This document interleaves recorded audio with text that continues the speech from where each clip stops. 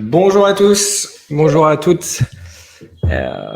Ravi d'être là devant vous. Est-ce que vous pouvez juste me confirmer que vous m'entendez bien, peut-être en écrivant dans le chat pour me dire si tout est OK. Je vais voir si vous m'entendez bien ou pas.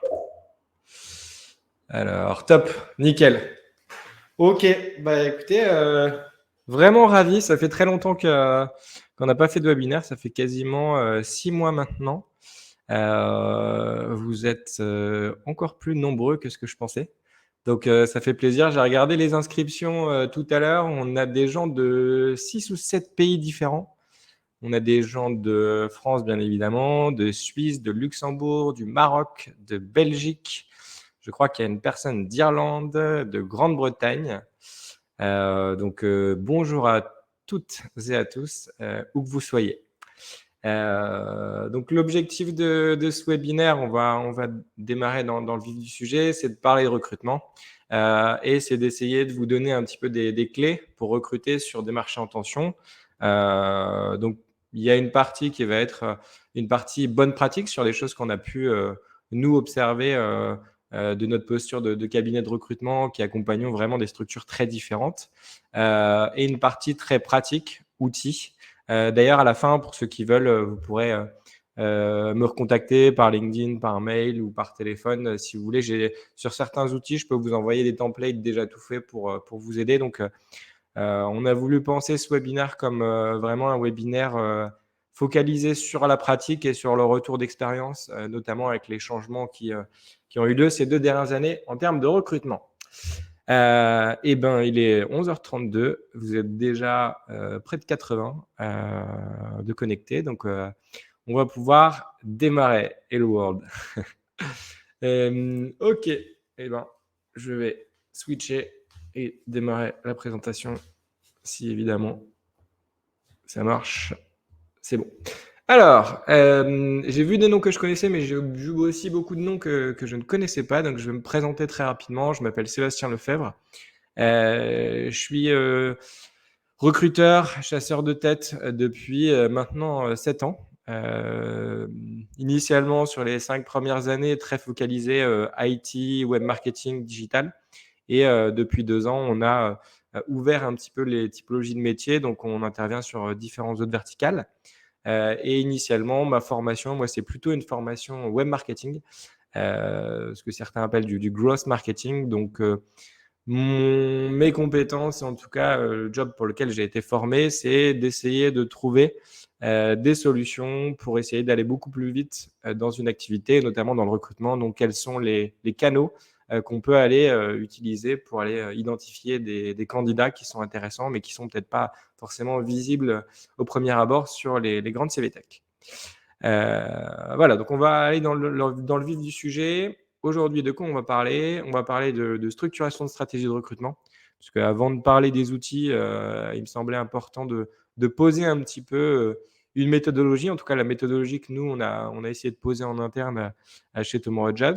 La boîte à outils, qui est le cœur un peu du webinaire aujourd'hui. Alors, je me suis focalisé sur quelques outils, mais du coup, il en existe d'autres dont on pourra parler potentiellement. Les facteurs clés de succès, ça me paraît vraiment important, puisque vous avez beau avoir les meilleurs outils du monde, si la campagne de recrutement est mal gérée en interne, ça va être compliqué. Et on va parler un petit peu de fidélisation aussi, puisqu'au-delà de parler du recrutement, la fidélisation, c'est quand même un point essentiel.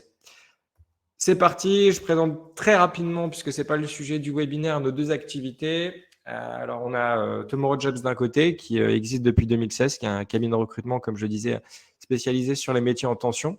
Notre méthodologie, c'est d'utiliser des techniques web marketing pour attirer les candidats et en même temps les identifier sur le web, un petit peu partout. Et on fonctionne sur la méthodologie d'approche directe, c'est-à-dire que allez, sur 10 recrutements qu'on fait, on en a 9 qu'on réalise en approche directe. On a très peu de candidatures entrantes qualifiées. On va vraiment aller dans le détail pour aller chercher les profils qui correspondent. Et puis, on a travaillé énormément sur les dernières années notre marque employeur et notamment notre présence sur LinkedIn avec du coup, plus de 17 000 personnes qui nous suivent maintenant. Donc, s'il y en a certains qui nous suivent, merci beaucoup. Et puis on a une deuxième activité depuis 2 ans. Dans le prolongement des méthodologies qu'on a mis en place, on a ouvert un organisme de formation qui est certifié Calliope, qui nous permet du coup de former nos clients soit sur le volet web marketing, soit sur le volet justement recrutement, stratégie recrutement, chasse de tête, marque employeur, euh, appui assez fort de la marque sur LinkedIn. Donc on a des formations qui sont certifiées. On commence par un petit Elliot, je dis Elliot parce que je vois Elliot dans le chat. Salut Elliot, j'espère que tu vas bien. Un petit état des lieux du marché avant de rentrer directement dans le vif du sujet. Alors, j'ai été voir sur l'APEC, on a une statistique qui est assez parlante, je trouve, qui est un peu le taux de tension aujourd'hui sur les difficultés de recrutement de cadres sur les derniers trimestres, et notamment l'évolution entre l'année dernière et cette année. Donc, on voit que c'est un taux qui est en constante augmentation, et il y a 3 mois, c'était 80%, 82% justement des personnes qui sont en charge des recrutements, donc notamment les personnes qui sont au front en RH, qui ont des difficultés à recruter sur les cadres, mais c'est une stat qui est aussi valable potentiellement sur les marchés non cadres. Donc c'est là où on se dit que vraiment c'est en fait quasiment tous les recrutements sont compliqués aujourd'hui, et c'est pour ça qu'il faut s'adapter et tester d'autres approches pour pouvoir avancer. Sur le contexte, je ne vais pas y passer 15 ans, parce que si on est tous là, c'est aussi parce qu'on a des problématiques de recrutement. Les difficultés, elles sont là, elles étaient déjà là avant, elles sont encore plus présentes depuis 2 ans. Du coup, c'est assez favorable pour les salariés, puisque voilà, avec la loi de l'offre et de la demande, il y a des meilleures conditions de travail qui sont mises en place, et c'est pas plus mal pour les salariés. Donc plus de télétravail, plus de flexibilité.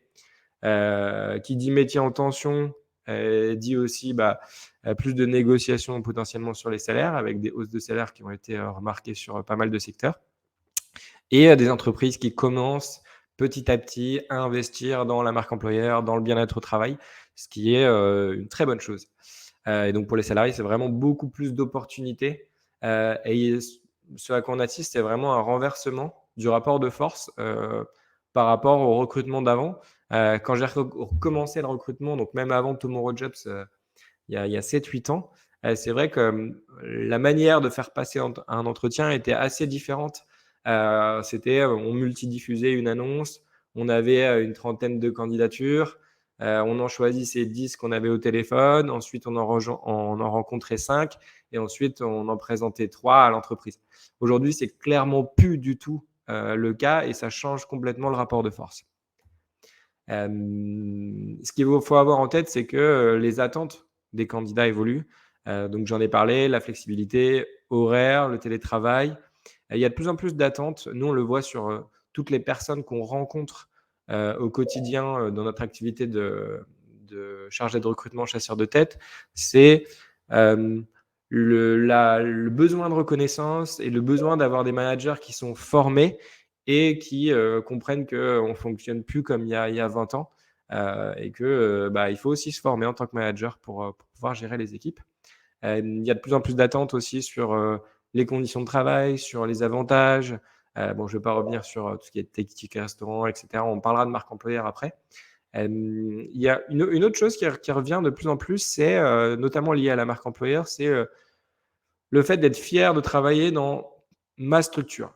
Le fait de se dire: «OK, je représente un petit peu le fanion, le drapeau de mon entreprise, et j'ai envie d'être fier, en tout cas, de pouvoir me dire que je suis content de travailler pour cette entreprise, et ça fait du sens pour moi et ça rejoint mes valeurs». Et ça, c'est un sentiment on arrivait moins à mesurer par le passé, et aujourd'hui, c'est vraiment quelque chose qui est hyper important dans les critères qui sont avancés par les candidats.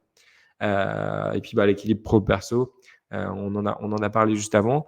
Il y a autre chose qui est de plus en plus primordial dans les processus de recrutement, c'est quelle est l'expérience candidat qui est vécue quand on va en processus de recrutement avec votre entreprise. C'est-à-dire qu'on a plein de structures qui échangent avec des candidats, après donnent pas de nouvelles pendant 3 semaines, un mois, répondent pas aux mails, il n'y a pas de réponse négative, et finalement, Cette pratique sur de longs mois, de longues années, finalement, ça participe à avoir une marque employeur qui est invisible sur le web, mais qui est bien négative par rapport aux candidats du marché. Et donc, du coup, ça, c'est vraiment important de travailler sur cette expérience candidat. Donc, pour rentrer dans le cœur du sujet, les problématiques qu'on va évoquer aujourd'hui, c'est la structuration de la stratégie de recrutement.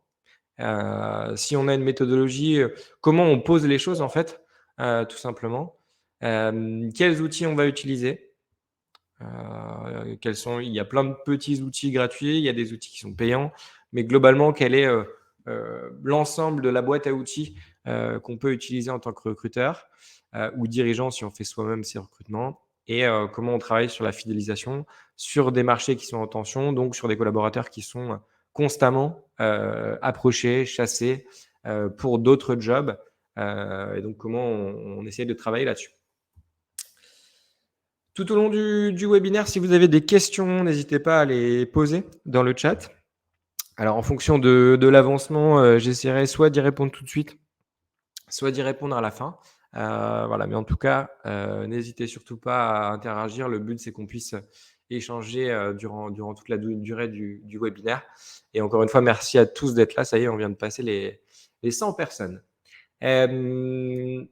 Donc, sur la partie méthodologie, on a un framework qui a été tiré du web marketing et du growth marketing, qui est le framework ARRR, qui permet de poser un peu sa stratégie avant de rentrer directement dans le vif du sujet et de foncer tête baissée dans ses recrutements. Donc, ce framework, c'est acquisition, activation, rétention, recommandation. Là, c'est revenu pour le marketing, mais sur la partie recrutement, du coup, c'est recrutement, le dernier R. Et donc, l'idée, c'est de pouvoir penser la stratégie dans son ensemble au niveau de son recrutement. C'est comment j'arrive à faire venir des gens potentiellement sur mon site internet, sur mes offres d'emploi, comment on arrive justement à attirer des personnes, qu'est-ce qu'on travaille, quel est le contenu qu'on va mettre en avant.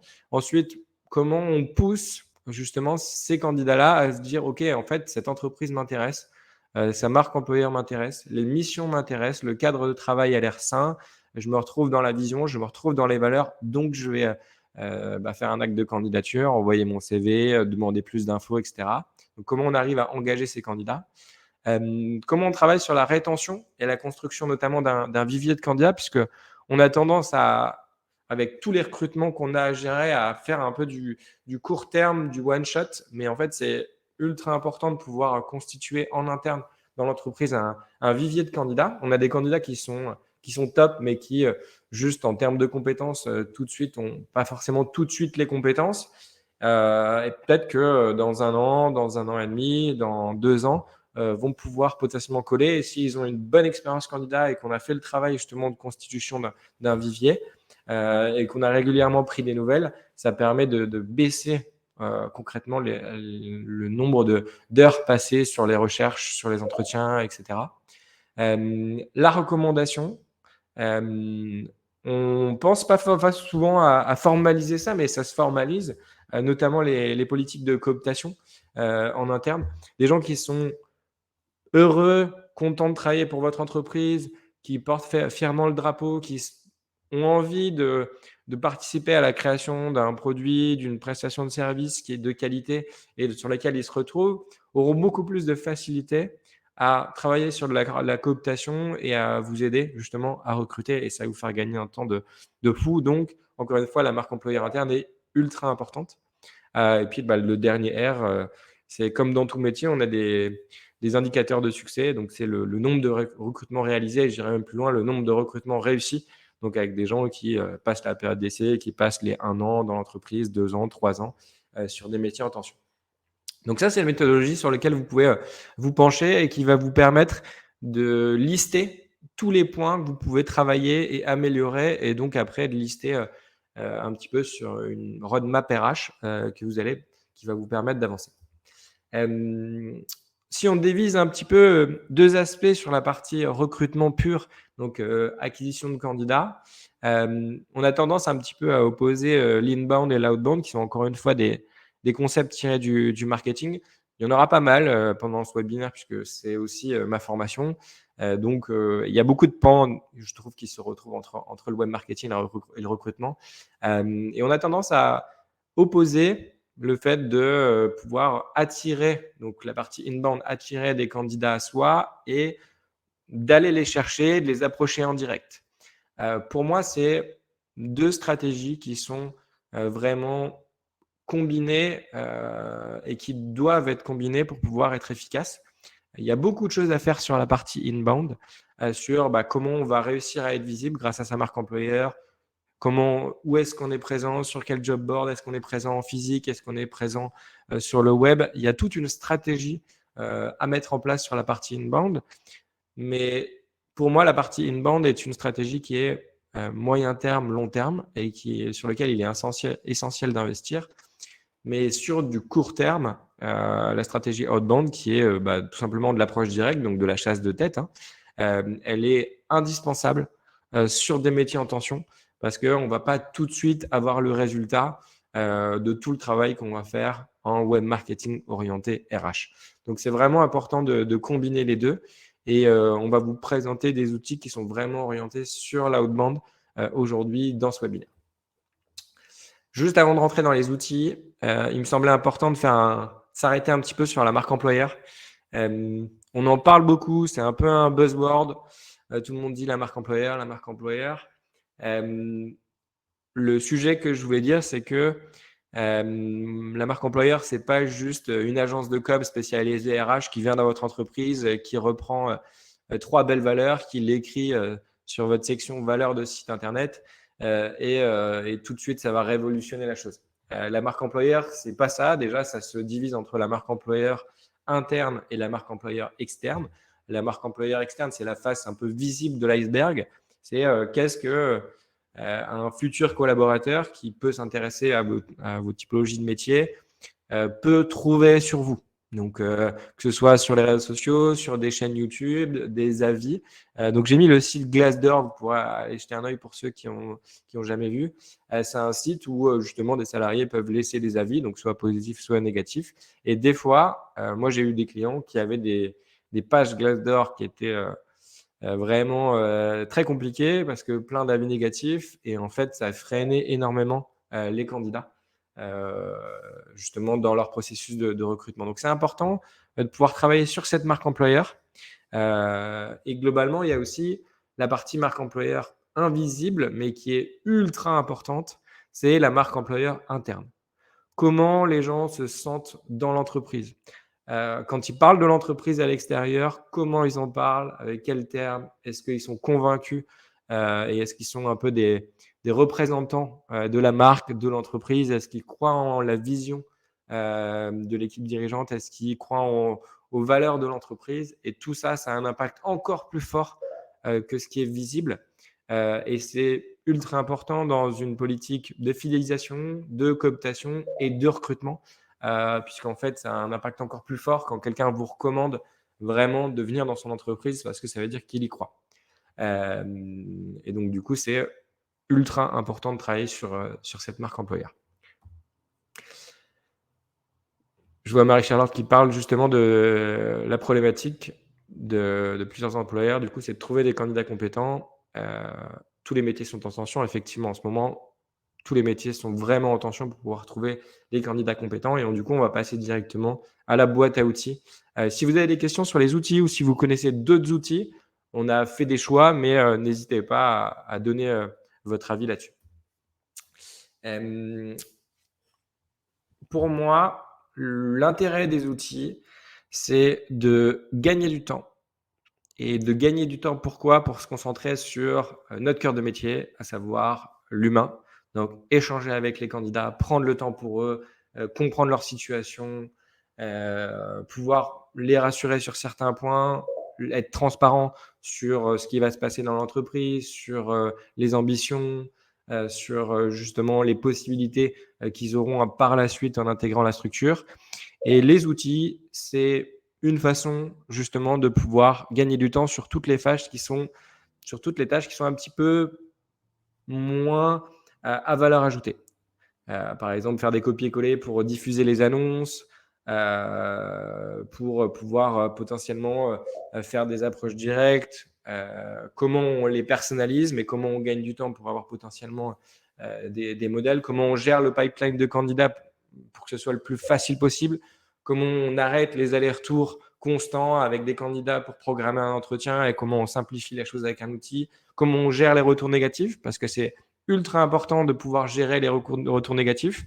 La plupart des candidats qui postulent et qui disent j'ai jamais eu de réponse gardent une image un petit peu négative de l'entreprise. Donc comment on gère ça, comment on gère le processus et comment on se constitue une CV Tech sans y passer des heures et des heures et des heures pour se concentrer sur l'essentiel, l'échange avec les candidats. En amont d'une bonne chasse, puisqu'on va vraiment parler de chasse de tête, d'approche directe, puisque c'est déjà le leitmotiv de notre entreprise et c'est notre métier. Donc là, on va vraiment parler d'outbound recruiting et d'approche directe. On a tendance à un peu squeezer cette étape, mais la fiche de poste, et l'offre d'emploi plus particulièrement, c'est vraiment la chose qui est très importante au démarrage, parce que vous avez beau approcher en direct des dizaines, des centaines de candidats, si votre fiche de poste, elle est pas en lien avec ce qui est en interne, 2, pas sexy, 3, qu'elle n'est pas transparente sur les grandes infos, vous avez très peu de chances d'avoir des retours, donc d'avoir des candidats, donc de pouvoir faire avancer vos processus de recrutement. Moi, ce que je conseille, c'est vraiment de pouvoir passer un petit peu plus de temps sur l'offre d'emploi et de la rendre sexy et surtout de transmettre les valeurs de l'entreprise, la vision de l'entreprise à travers l'offre d'emploi, de trouver le bon intitulé de poste. On se rend compte trop souvent que finalement, quand on décrit les missions et qu'on va en entretien, c'est pas du tout le même intitulé de poste. Et ça, c'est ultra important de pouvoir travailler là-dessus. Et c'est aussi la transparence. Il y a Indeed qui aujourd'hui a passé un cap, je crois, il y a un mois, en obligeant les employeurs à mettre le salaire, ce que je trouve qui est une très bonne chose. Aujourd'hui, on le voit sur les approches directes.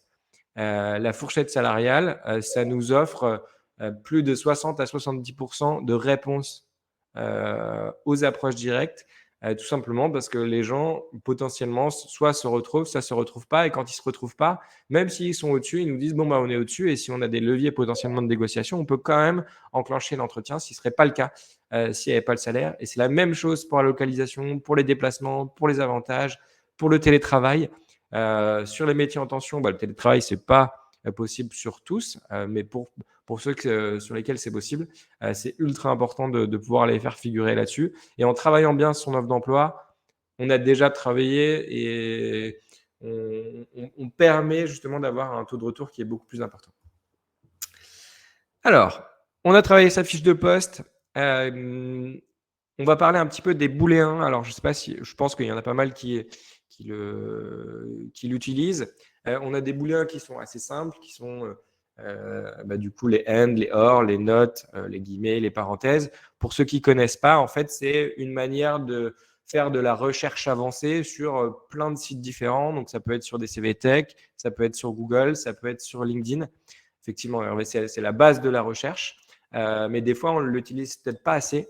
Et en fait, ça permet vraiment d'aller beaucoup plus loin dans les recherches sémantiques et de pouvoir justement construire un cocon en début de chasse et qui après va nous permettre sur les différents supports d'approche directe de pouvoir identifier des personnes qui sont intéressantes. Et en fait, on a des multitudes d'approches directes différentes. Il y en a qui se basent sur les titres de poste. Moi, ce que je préfère faire, c'est sur les compétences. C'est là où potentiellement, quand on a des hard skills très précises, typiquement, nous, on a pas mal chassé sur l'informatique. On a des outils, des langages, etc., qui nous permettent justement de pouvoir aller chercher des gens qui ont les compétences, mais qui n'ont peut-être pas le même type de poste, mais qui pourraient du coup fitter sur le poste. Généralement aussi, quand on fait des recherches, on met les filtres de localisation, mais on oublie d'essayer d'aller approcher des gens qui sont originaires de la région, mais qui sont partis pour des raisons X ou Y. On a pas mal de gens qu'on approche qui sont originaires, nous on est à Nancy, qui sont originaires de la région Grand Est et plus particulièrement de la Lorraine, et qui finalement, quand on les approche, reviennent vers nous en nous disant je ne pensais pas que ça bougeait autant. Et finalement, on enclenche des processus de recrutement parce qu'ils sont à un moment de leur vie où ils sont OK pour revenir. Donc ça, c'est des choses qu'on peut aller cibler. Et après, bah, on peut cibler chez des concurrents, sur des mots-clés du secteur. C'est une combinaison de plein de booléens. Et donc, Hervé nous met le lien. Bah, justement, c'est le logo que j'ai mis. C'est un outil Recrutem pour ceux qui n'ont pas l'habitude de l'utiliser ou alors qui voudraient avoir un outil pour utiliser directement et générer automatiquement les recherches sémantiques. Vous pouvez utiliser l'outil que Hervé vous a mis dans le chat, qui est recruiting.net. Je pense que c'est le même que celui que j'ai affiché. Alors, là, j'ai mis vraiment une toute petite partie des chasses, mais qui me permettent, pour moi, à quelqu'un qui démarre sur la partie chasse de tête, de pouvoir déjà s'amuser un petit peu et identifier déjà des profils qui sont intéressants. Donc, on peut chasser sur Pôle emploi. C'est vrai que nous, on a tendance à un petit peu plus chasser sur l'APEC, qui est du coup la CVTech de l'État pour les cadres, mais finalement, il n'y a pas que des cadres sur l'APEC. Et donc, avec les recherches booléennes qu'on a évoquées tout à l'heure, ça peut permettre de trouver des profils et d'avoir directement justement les CV, soit en les approchant directement par mail, soit par LinkedIn, soit par téléphone, pour pouvoir avancer directement. Vous pouvez en plus sur la PEC sélectionner les personnes qui se sont mis à jour dans les 30 derniers jours. Donc, ça vous permet d'avoir des gens qui sont vraiment à l'écoute du marché. Et une chose qu'on ne fait pas forcément, mais on peut paramétrer des alertes, que ce soit sur la PEC ou sur d'autres CVTech. Et ça, les alertes avec des booléens qui sont préfaits, ça vous permet directement, dès qu'il y a quelqu'un qui se met à jour et qui est sur justement votre typologie de métier, de pouvoir être dans les premières entreprises à le contacter et donc d'être beaucoup plus réactif, d'avoir un taux de réponse qui est plus important et donc de pouvoir avancer dans vos processus de recrutement. Sur Google, on a tendance à pas forcément avoir le réflexe de faire de l'approche directe sur Google. Je vous ai mis un exemple. Pour ceux qui veulent, vous pourrez me contacter sur LinkedIn. Je pourrais vous envoyer justement des exemples de recherche. En fait, on va découper le booléen en disant là, par exemple, je recherche directement sur Google un document qui est un PDF. Dans le titre du document, je veux qu'il y ait marqué CV. Dans le texte, je veux quelqu'un qui est en finance, qui est spécialisé en private equity et qui a du coup un code postal entre 91 000 et 96 000, donc plutôt région parisienne. Et en fait, ça va nous permettre de faire ressortir des CV qui se sont un petit peu perdus sur le web, qui sont peut-être pas présents sur les CV Tech, mais qui vont pouvoir derrière nous permettre d'avoir des gens qui sont un petit peu hors scope, qui sont pas sur les grandes CV Tech, mais qui sont sur notre cœur de métier. Donc, c'est intéressant d'aller chercher aussi sur Google et nous, on fait pas mal d'approches directes là-dessus. Un petit tips aussi, c'est les groupes thématiques sur LinkedIn. En fait, il y a un petit trick sur LinkedIn, c'est que dès que vous rentrez sur un groupe thématique et que vous êtes accepté sur ce groupe, je sais pas, par exemple, si on reste dans la finance, vous rentrez sur un groupe justement Private Equity France. Ça vous permet d'avoir accès justement à la liste de toutes les personnes qui sont dedans, donc potentiellement qui sont des gens quand même très qualifiés par rapport à une thématique, et de pouvoir les contacter en direct sans être en première relation. Et donc, du coup, c'est des contacts gratuits. Vous n'avez pas besoin de payer d'email ou d'avoir d'abonnement spécifique. Et donc, ça vous permet de faire de l'approche directe très spécialisée. Donc, c'est un petit trick assez intéressant. Donc, LinkedIn a une panoplie d'abonnements. C'est vraiment un outil qui est ultra intéressant. Vous avez LinkedIn Recruiter qui marche bien. Alors, nous, on a testé LinkedIn RPS, qui est la version, on va dire, plus des recruteurs. Le gros avantage de cette version, c'est qu'au-delà de l'avantage de recherche avancée, on peut identifier les gens qui sont open to work, donc avec le petit rond vert, mais qui sont également open to work sans afficher sur leur profil qui sont à l'écoute. Et en fait, ça vous permet directement d'identifier sur votre cœur de métier des gens qui sont à l'écoute, mais qui ne l'affichent pas. Donc, il n'y a que les recruteurs qui ont RPS qui peuvent avoir accès à cette information. Et nous, ça nous fait gagner un temps de fou et ça nous permet d'avoir justement beaucoup plus de retours. Et après, il y a plein de sites spécialisés, de job boards spécialisés sur lesquels vous pouvez aller faire de la recherche spécifique. Donc, on peut faire de la chasse téléphonique. On fait beaucoup de chasse téléphonique, mais on fait aussi beaucoup de chasse par mail ou par LinkedIn. Quand on construit un mail de chasse, généralement, au début, on a tendance à un peu trop tartiner c'est-à-dire à faire des pavés énormes que les gens lisent pas parce qu'ils se font chasser, chasser, chasser. Et en fait, il y a une petite formule qui est une méthode qui est encore utilisée du marketing, qui est la méthodologie AIDA, et qui vous permet en fait d'aller à l'essentiel sur l'accroche, l'intérêt, évoquer le désir, donner le désir au lecteur de prendre contact avec vous et lui donner du coup un peu de possibilité de prendre un rendez-vous avec vous. Donc ça, on a testé plein de messages, on les fait évoluer au fur et à mesure. Le critère principal d'un mail d'approche directe réussi, c'est d'être personnalisé. Si c'est pas personnalisé, on n'a quasiment aucune chance d'avoir un retour. Je sais que moi, quand j'approche des candidats en direct, il faut obligatoirement que je me penche déjà sur son profil, que j'étudie quelles sont les expériences et les compétences qui m'intéressent et du coup que j'adapte ça. Donc typiquement, là, je vous ai mis un exemple de mail de chasse sur un poste en informatique où j'ai mis l'environnement technique, j'ai mis le salaire, il y a la fiche de poste, il y a un appel à l'action sur quand est-ce que vous êtes disponible. J'aurais pu aussi mettre un outil de prise de rendez-vous. Et je lui ai dit, c'est telle et telle expérience qui m'ont intéressé sur votre profil. Et donc là, c'est un candidat typiquement qui est en fin de processus de recrutement et qui normalement va signer en fin de semaine. Voilà, donc ça, c'est ultra important de bien aller à l'essentiel et en même temps que ce soit personnalisé. Des petits outils pour gagner du temps. Vous pouvez avoir des modèles et après, du coup, adapter ces modèles à chaque personne, mais ça vous permet de gagner du temps. Ceux qui ont Gmail, vous avez un outil qu'il faut juste activer dans les paramètres qui vous permet d'avoir des modèles directs, soit pour faire des approches directes, soit pour proposer des entretiens, soit pour faire des réponses négatives. Ça vous permet de gagner un maximum de temps sur justement les tâches à faible valeur ajoutée, qui est juste de demander à quelqu'un ses disponibilités.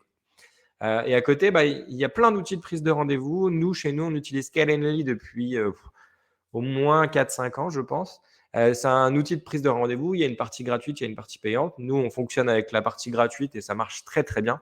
Et en fait, ça permet justement au candidat, quand on lui envoie ses disponibilités, d'éviter les 48 allers-retours de je suis dispo vendredi à telle heure, non, finalement, je suis plus disponible, plutôt mercredi, etc. On gagne énormément de temps à ça et on valide aussi toutes les infos. Donc, on a le numéro de téléphone, on a le mail, la personne a un rappel, ça se met dans son agenda et ça fait gagner un temps fou. Donc voilà, c'est des petits outils qui sont assez intéressants. Il y a Calendly, mais il en existe pas mal d'autres. Alors, je vois une question d'Anne-Sophie. Recommandez-vous un nombre de caractères maximum pour le mail d'approche directe? Non, il n'y a pas un nombre de caractères maximum, mais j'ai envie de dire, plus c'est court, plus c'est personnalisé et plus ça va à l'essentiel, mieux c'est.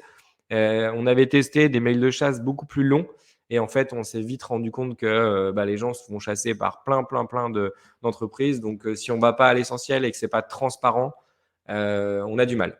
Typiquement, voilà, la partie on vous met le télétravail, on vous met le salaire, on vous met l'environnement technique, ça enclenche quand même beaucoup plus de réponses. Et ça enclenche aussi des discussions qui peuvent être intéressantes. Pour moi, un outil, si on a un certain volume de recrutement qui est essentiel, c'est d'avoir un ATS. Donc, un ATS, c'est ce qu'on appelle un Applicant Tracking System. Il y en a qui ont plus ou moins de fonctionnalités, qui sont plus ou moins simples à paramétrer. Pour moi, sur une politique d'entreprise qui est en croissance et qui a des besoins constants de recrutement, on ne peut pas faire l'impasse là-dessus. Donc, ça peut avoir des coûts plus ou moins importants. Je vous en ai mis 4, mais il en existe une pléthore en fait sur le marché. Nous, on utilise ZooRecruit, qui est un ATS qui est vraiment très avancé en termes de fonctionnalité, mais qui nécessite déjà de parler anglais parce que tout le support est en anglais. Et essentiellement aussi d'avoir quelqu'un qui manie bien en interne pour pouvoir faire tout le paramétrage en fonction de vos besoins. Donc, je mets un petit bémol sur la partie technique, mais en tout cas, c'est un outil qui est ultra intéressant, sur lequel on peut avoir du parsing de CV, notamment du téléchargement de CV directement. Donc ça, le parsing de CV, en fait, c'est une technologie qui va vous permettre directement de repérer sur un CV qu'on va télécharger dans notre ATS l'adresse, le nom, le prénom, l'entreprise et de tout ranger directement dans les fiches candidats. Donc, ça fait gagner un temps de fou. Donc là, je vous en ai mis 4. Flatcher, qui est initialement une plateforme qui est orientée sur la multidiffusion, mais qui a étoffé son offre. Monday qui est très utilisé plutôt dans le marketing pour pouvoir faire différents tableaux de gestion de suivi. Et ils ont sorti une partie recrutement qui est intéressante et qui est facile d'utilisation. Peut-être qu'il y a moins de fonctionnalités que sur d'autres. Et Thalys, qui est aussi un acteur du marché qui fonctionne bien. Alors, Tim Taylor est-il un ATS? Je ne connais pas Tim Taylor. Donc, peut-être que c'est un ATS, mais je ne peux pas y répondre. Donc, vous avez plein de fonctionnalités qui sont ultra intéressantes sur ces ATS. Donc, il y a la partie matching entre une offre d'emploi et tous les CV que vous avez. Ça peut vous permettre de constituer une CV Tech. Nous, aujourd'hui, on a une CV Tech de plus de 35 000 personnes. Donc, dès qu'on rentre une offre, on va faire de la recherche avancée et du requêtage. Et ça nous permet justement d'avoir directement des profils qui peuvent être intéressants avec toutes les informations des entretiens qu'on a passés avec eux sur les dernières années. Donc ça, c'est ultra important. On peut gagner du temps sur la multidiffusion, on peut faire le suivi, on se met des alertes sur des personnes qui nous disent recontactez-nous dans 6 mois, recontactez-moi dans 1 an, ça va sûrement bouger. Donc il y a des gestions de pipeline qui sont vraiment intéressantes. Alors, plutôt ATS ou CRM. Je ne pense pas que. Alors, pour moi, c'est deux choses qui sont différentes. Typiquement sur Zoho, on a Zoho Recrute et Zoho CRM, donc qui sont deux choses différentes. Le CRM, c'est sur la partie gestion de la relation client, et l'ATS, c'est quand même beaucoup plus gestion de la relation candidat. Donc les deux, pour nous, sont liés. Des fois, on a les deux fonctionnalités sur le même outil. Des fois, on l'a divisé en deux outils. Et pour moi, c'est pas une vision antagonisme. En tout cas opposé entre ATS et CRM, c'est deux choses qui sont différentes. TextBlaze, extension Chrome. Il y a plein d'extensions Chrome qui sont hyper intéressantes. Je ne connais pas TextBlaze, mais il y a plein d'extensions Chrome qui permettent de gagner du temps et qui permettent notamment de télécharger un LinkedIn et de le mettre directement sur son ATS et de faire le suivi ensuite dès qu'on a un entretien avec cette personne. Alors, pour ceux qui ont des besoins on va dire plus ponctuels, qui ont peut-être pas le budget ou qui ressentent pas le besoin d'avoir un ATS. Vous pouvez utiliser des outils qui sont peut-être un peu plus simples. Trello en est un qui est un outil pas mal utilisé en gestion de projet. Pour ceux qui veulent, j'ai un template qui est à disposition, qui est une sorte de modèle qui vous permet potentiellement de vous organiser en tant que soit dirigeant, en tant qu'RH, en tant que personne en charge du recrutement. Et qui va vous permettre justement, là c'est vraiment un paramétrage très très simple, mais de pouvoir suivre votre pipe de recrutement au fur et à mesure de la manière la plus optimale possible et la plus organisée, puisque on va y revenir tout à l'heure, mais la partie rythme de recrutement et rapidité est essentielle aujourd'hui sur les métiers en tension. Donc s'il y en a qui veulent, vous pouvez m'écrire sur LinkedIn ou par mail pour que je vous envoie le template. Je pourrais vous l'envoyer. Il est déjà paramétré. Les facteurs clés de succès d'un recrutement. Il y a un mot qui est pour moi le plus important, qui est le mot flexibilité. On a des fiches de poste, le mouton à 5 pattes, on en parle, on en reparle depuis de nombreuses années, ça n'existe pas. Et je pense qu'il faut que tous les acteurs qui sont engagés dans un processus de recrutement, et là je ne parle pas juste de la personne qui va faire le premier entretien ou la personne en RH, il faut que la direction, le manager de l'équipe, le RH ou la RH soient alignés sur les conditions d'embauche du processus de recrutement et notamment sur quels sont les critères obligatoires et quels sont ceux qui sont optionnels. Alors ça paraît un peu le fait d'enfoncer des portes ouvertes, mais c'est pas le cas. En fait, c'est ultra important parce qu'on se rend compte trop souvent qu'il manque un outil, il manque une compétence, il n'y a pas 5 ans d'expérience, il n'y a que 3 ans d'expérience et on a des managers qui se disent non, mais moi, je veux que ça colle exactement à la fiche de poste, sinon je ne prends pas. En fait, on est sur des métiers en tension, donc c'est très important de sensibiliser les managers sur le marché, sur les accompagner en fait, parce que souvent les managers sont vraiment dans une espèce dans un cercle dont ils n'arrivent pas à se sortir parce qu'ils sont en sous-effectif. On doit recruter pour eux, mais ils n'ont pas le temps de prendre des entretiens, donc ils veulent que des gens qualifiés, donc ils n'arrivent pas à recruter. Ils mettent beaucoup de temps à proposer des créneaux. On ne va pas forcément au-delà d'un CV ou d'un LinkedIn. Et en fait, c'est une roue permanente qui fait qu'on n'arrive pas à recruter. parce qu'on est complètement figé sur des critères. Donc ça, c'est ultra important que les managers, les RH et la direction soient alignés au démarrage d'un processus de recrutement.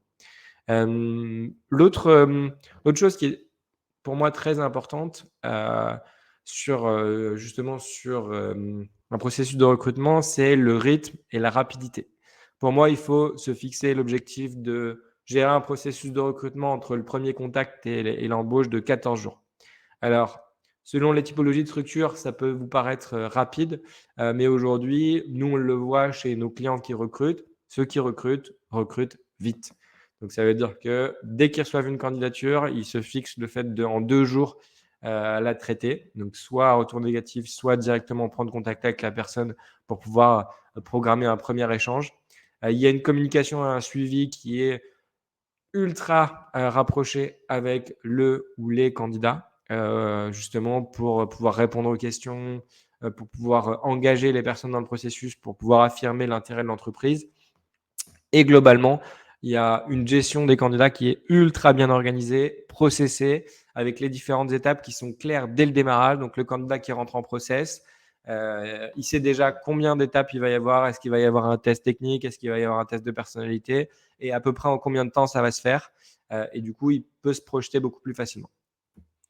J'ai l'impression de faire un podcast avec mon micro, mais c'est-à-dire j'ai l'impression de me transformer en créateur de contenu. Mais sur les facteurs clés de succès d'un recrutement, donc on parlait de la rapidité, je pense que la transparence, on a parlé du salaire, c'est ultra important.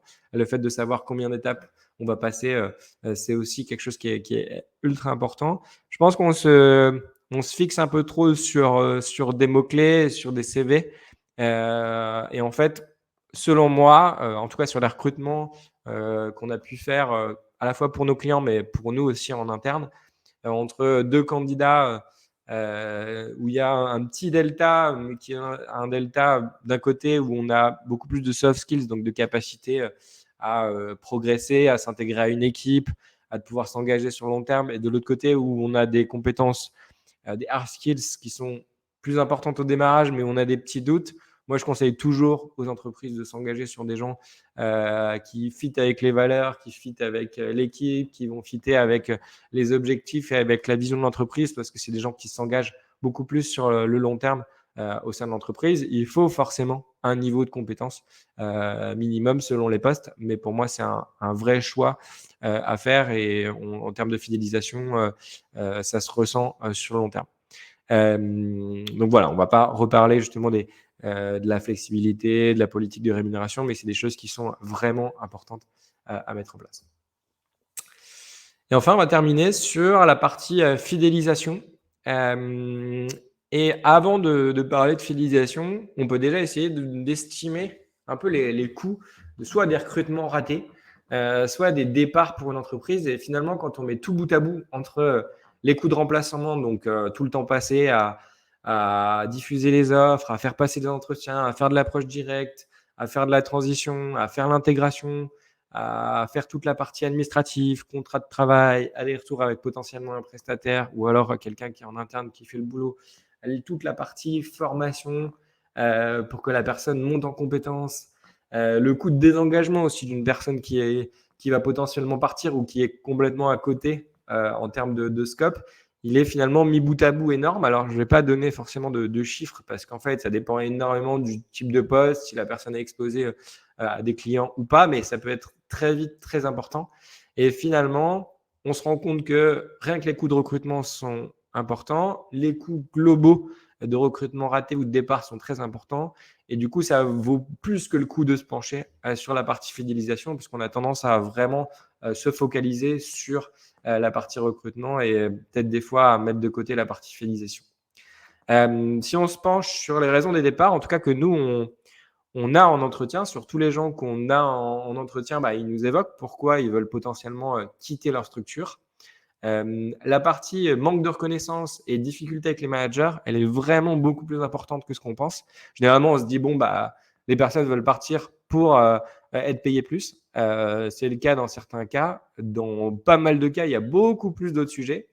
Et pour moi, c'est ultra important de pouvoir travailler sur ces sujets de management, de reconnaissance, de meilleure gestion des équipes, etc. L'absence de perspective d'évolution, elle est aussi très importante. De la même façon que sur les métiers en tension, on a beaucoup d'équipes qui sont en sous-effectif, ce qui fait que les gens sont chargés comme pas possible. Il y a un rythme de travail très élevé, c'est-à-dire qu'une baisse du bien-être au travail, une baisse d'un équilibre pro-perso.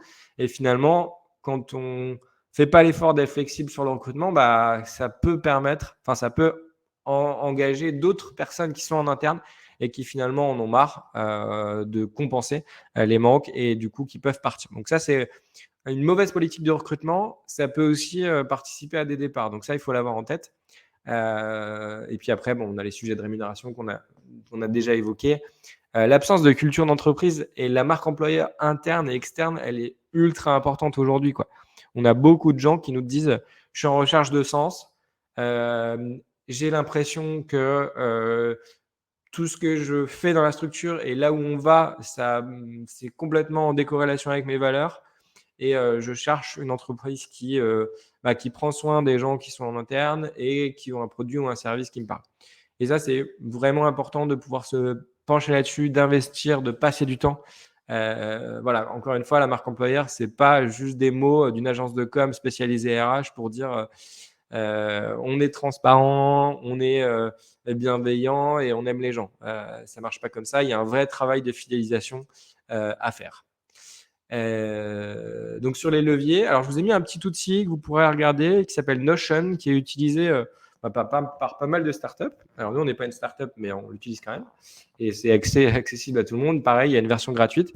En fait, c'est un petit outil qui peut servir un peu de drive personnalisé en termes de design, qui nous permet, nous, à chaque fois qu'on intègre une nouvelle personne dans l'entreprise, de lui fournir justement une espèce de boîte sur laquelle il va pouvoir retrouver tous les articles de presse de l'entreprise, toutes les formations internes sur lesquelles il va pouvoir regarder par rapport à son métier, avant même de pouvoir suivre la formation en physique avec un membre de l'équipe, déjà se renseigner, regarder des vidéos qu'on a pu faire, des webinaires sur des thématiques, pouvoir mesurer tous les avantages avec ce à quoi il a accès, le règlement intérieur, enfin, en fait, c'est une espèce de boîte à outils qui permet à quelqu'un qui arrive dans l'entreprise de ne pas être perdu, de savoir si j'ai une question administrative, qui je dois aller voir, qu'est-ce que je peux demander à qui, un organigramme. Enfin, il y a énormément de choses qui sont intéressantes à aller chercher et à mettre sur un Notion et qui rassurent en fait finalement quelqu'un qui arrive. Donc, c'est un petit outil, mais c'est vraiment assez intéressant. Et après, il y a des petites pistes que je vous invite à travailler. Ce n'est pas des petites pistes d'ailleurs. Le processus d'intégration, on se rend trop souvent compte qu'il est négligé, à savoir que on lui dit bon bah voilà, c'est ton bureau, bon courage, tu travailles avec Michel et puis et ben, à bientôt. Et puis finalement, on a un point au bout de 4 mois, on se rend compte que la personne est complètement perdue, qu'elle n'ose pas le dire, qu'elle n'a pas de point d'étape avec son manager, ni avec la personne en RH. Et finalement, on perd des gens qui auraient pu, justement, avec un meilleur processus d'intégration, comprendre les enjeux, progresser au fur et à mesure, et puis s'intégrer dans l'entreprise et se projeter dans l'entreprise. Donc ça, c'est ultra important, de la même façon que les entretiens annuels, les points d'étape réguliers sont autant d'outils RH qui vont vous permettre de travailler sur la fidélisation. Les événements en interne et en externe, encore une fois, ça fait un peu, j'enfonce des portes ouvertes, mais nous, depuis qu'on en organise, nous permettent justement de pouvoir échanger dans des cadres différents. Donc nous, on a un séminaire par an, on a un événement par mois où on fait des activités différentes qui réunissent les deux structures qui sont dans nos bureaux, donc Tomorrow Jobs et The Missing One. Si on a des conférences externes organisées par d'autres prestataires de qualité, on peut justement proposer à nos équipes d'y aller et ça leur permet de sortir un peu du cadre, de pouvoir avoir des visions différentes, de pouvoir progresser. Et en fait, ça participe aussi au fait d'avoir une progression globale de l'entreprise et un meilleur sentiment de bien-être en interne. On parlait de former les managers. Pour moi, le fait de pouvoir comprendre que dans son entreprise, on peut se former au management, aux méthodes de communication, au process com, qu'est-ce que c'est l'énéagramme, qu'est-ce que c'est l'écoute active, quelles sont les méthodes de management. ça permet justement de pouvoir avancer, d'avoir une meilleure fidélisation et de pouvoir engager les gens sur le long terme. Et après, il y a plein d'autres avantages selon les typologies de structures que vous pouvez mettre en place. Donc, on parle d'accord d'intéressement, même pour les plus petites structures. Nous, par exemple, on a un accord d'intéressement, on est une petite structure. Voilà, il y a plein de choses qu'on peut mettre en place là-dessus. Je vais juste regarder les questions puisqu'on arrive sur la fin du webinaire. Est-ce une étude Tomorrow Job sur les raisons de départ? Alors, il y a effectivement, c'est plein de points qu'on a réunis sur toutes les personnes qu'on rencontre depuis maintenant 6 ans et demi qu'on fait du recrutement. Donc effectivement, on n'a pas des statistiques spécifiques, mais aujourd'hui, on doit rencontrer, je pense, plus de 100 personnes par semaine. Donc sur 6 ans et demi, et ça nous permet d'avoir quand même des points d'étape qui sont assez clés et qui sont représentatifs du marché. Un outil KPI gratuit et agile à nous proposer. Alors Marianne, ça dépend pourquoi, pour quel outil, pour quelle utilisation, si vous pouvez préciser. Je vais continuer et si Marianne est encore là, je pourrais peut-être répondre. Donc en résumé, mon conseil pour moi, c'est de pouvoir investir autant, voire plus sur la fidélisation que sur le recrutement parce que ça coûte moins cher et en même temps, ça permet d'engager les gens sur le long terme. C'est vraiment de structurer en amont sa stratégie RH. Donc, il y a toute la méthodologie ARRR et le fait de mapper en amont sa stratégie RH et tous ses points d'entrée et tous ses points d'approche sur le moyen long terme. Ça permet d'avoir une dynamique recrutement qui est beaucoup plus facile et fluide. La marque en employeur, on en parle, on en parlera encore et on en parlera toujours parce que aujourd'hui, ça prend de plus en plus de place dans les processus de recrutement. Les outils, bon, si vous voulez, si ça a été un peu vite, n'hésitez pas à m'écrire si vous avez des outils mais que vous ne vous rappelez plus comment ça s'appelle pour que je vous donne les outils. Mais utilisez les bons outils pour gagner du temps sur les tâches où on doit faire des copier-coller, des diffusions d'annonces. Ça permet quand même de gagner du temps pour se mettre sur l'essentiel et surtout ne pas oublier que sur des métiers en tension, l'approche directe, c'est pour moi une des clés essentielles pour pouvoir recruter. Et la flexibilité, ne pas hésiter à former les collaborateurs pour pouvoir leur permettre d'évoluer au fur et à mesure, c'est la clé. Et je vais finir par ça. L'expérience candidat de recrutement, mais surtout l'expérience globale d'une personne en entreprise, elle est primordiale dans une stratégie globale de recrutement. Et donc, prendre soin des gens, globalement, ça fait pas de mal, ça fait du bien à tout le monde et c'est très efficace. Donc, on a terminé ce webinaire. Donc, si certains ont des questions, n'hésitez pas. Donc là, il y a mes coordonnées. Vous pouvez justement me contacter sur LinkedIn. Alors, Marianne, qui nous parle justement de KPI pour mesurer les évolutions de compétences de nos chargés de recrutement. Alors, ça, globalement, c'est quelque chose qui est assez spécifique à mettre en place. Pour moi, nous, on a notamment des grilles, notamment sur les entretiens annuels, qui permettent justement, alors c'est des grilles qui sont personnalisées, puisque du coup, c'est personnalisé par rapport à votre activité, qui permettent de pouvoir mesurer la montée en compétences et donc après, potentiellement, le gap que peuvent faire les chargés de recrutement. Mais pour moi, c'est quelque chose qui peut être mesuré avec des outils, mais qui sont des outils personnalisés d'entretien annuel. Donc, il n'y a pas un outil spécifique que je peux vous conseiller là-dessus. Si certains ont d'autres questions, n'hésitez pas. Je suis encore là pendant 5 petites minutes. J'ai un peu dépassé de 10 minutes, mais je pense qu'on est bon. Ça me permet aussi de vous remercier tous d'avoir été là, de remercier Valentin qui a géré à la technique, puisque c'est moi qui parle, mais c'est Valentin qui a tout géré en amont. Donc, un gros merci à toi, Valentin, d'avoir tout organisé. Et puis, on est monté, je crois, à 110 personnes. Donc, merci vraiment à vous d'avoir participé. N'hésitez pas à m'écrire si vous avez besoin d'outils, de conseils. Je reste à votre disposition. Si jamais vous avez des besoins en recrutement sur des métiers en tension, évidemment, je vous invite à me contacter et puis on pourra échanger ensemble. En tout cas, on a eu pas mal de questions. Donc, Merci beaucoup, d'avoir pris le temps. J'espère que les outils, vous aideront. J'espère que le mini aperçu de la vision de Tomorrow Jobs, vous aidera peut-être à structurer une stratégie de recrutement, à tester des choses, à mettre en place, des choses en interne. Je reste évidemment, à votre disposition et puis j'ai plus qu'à vous souhaiter, comme il est 12h25, un très bon appétit, et je vous dis peut-être à très bientôt, soit en physique pour ceux qui sont en Lorraine, soit de manière virtuelle pour ceux avec qui je pourrais échanger sur LinkedIn. Merci à tous et à très bientôt. Bon appétit!